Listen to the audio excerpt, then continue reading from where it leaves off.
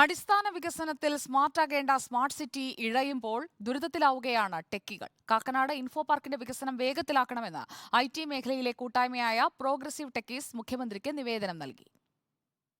അനുദിനം വർദ്ധിച്ചുകൊണ്ടിരിക്കുന്നതും വ്യവസായ പ്രാധാന്യമുള്ളതുമായ കേരളത്തിലെ പ്രധാന IT ഹബ്ബാണ് കാക്കനാട് ഇൻഫോ പാർക്ക്. 65,000-ത്തിലധികം ഉദ്യോഗാർത്ഥികളുണ്ട് ഇവിടെ. എന്നാൽ അടിസ്ഥാന സൗകര്യം ഒട്ടും തന്നെയില്ല. രാത്രി 7 മണിക്ക് ശേഷം ഇൻഫോ പാർക്കിൽ നിന്ന് പുറത്തു കടക്കാൻ ബസ്സില്ല. മൊബിലിറ്റി ഹബ്ബാണ് IT-ക്കാരുടെ പ്രധാന ആവശ്യം.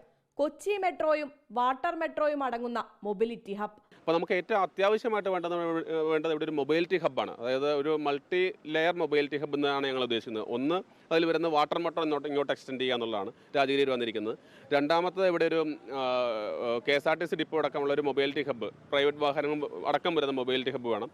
പിന്നെ നമ്മുടെ ഒരു പോസിറ്റീവ് വശം എന്ന് പറഞ്ഞാൽ നമ്മുടെ കൊച്ചിൻ മെട്രോ കാക്കനാടിലോട്ട് വരുന്നു എന്നുള്ളത് വളരെ പോസിറ്റീവായിട്ടാണ് നമ്മൾ ടെക്കീസ് കാണുന്നത്. അത് ഇൻക്ലൂഡ് ചെയ്യിക്കുക. 3, കെയറയിലടക്കം ഇൻക്ലൂഡ് ചെയ്യിക്കുക എന്നുള്ളതാണ്. ഇൻഫോ പാർക്കിൽ സ്ത്രീ പ്രാതിനിധ്യം കൂടുതലാണ്. എന്നാൽ സ്ഥാപനത്തിൽ നിന്ന് പുറത്തിറങ്ങിയാൽ സ്ത്രീകൾക്ക് സുരക്ഷയില്ല. ഇൻഫോ പാർക്കിന്റെ വഴികളിൽ സ്ട്രീറ്റ് ലൈറ്റുകൾ വേണമെന്നാണ് അടുത്ത ആവശ്യം. 6 മണിക്ക് ശേഷം ഇവിടെ നിന്നുള്ള ട്രാൻസ്പോർട്ടേഷൻ വളരെ ബുദ്ധിമുട്ടാണ്. സ്ത്രീജനങ്ങൾക്ക് ഇപ്പോൾ ഇൻഫോ പാർക്ക് phase 2 വന്നതുകൊണ്ട് ആ ഭാഗത്തു നിന്നുള്ള അത് പാലത്തിനക്കരയാണ്. അപ്പോൾ ആ പാലത്തിനക്കരയിൽ നിന്നുള്ള ഗതാഗത സംവിധാനത്തിൻ്റെ ഒരു അപര്യാപ്തത ഇൻഫോ പാർക്കിന് നല്ല രീതിയിൽ അഫക്റ്റ് ചെയ്യുന്നുണ്ട്. 2012-ൽ 125 കമ്പനികൾ പ്രവർത്തിച്ചിരുന്ന ഇൻഫോ പാർക്കിൽ ഇന്ന് 500-ലധികം കമ്പനികളാണുള്ളത്. വർഷങ്ങൾ കഴിഞ്ഞിട്ടും അടിസ്ഥാന സൗകര്യത്തിൽ വികസനമില്ല. സ്മാർട്ട് സിറ്റിയുടെ ഭാഗമാണ് info park.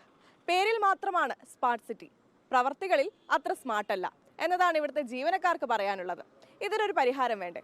Video journalist Yusuf അലിക്കൊപ്പം reporter Surya Suji, in reporter, Kochi.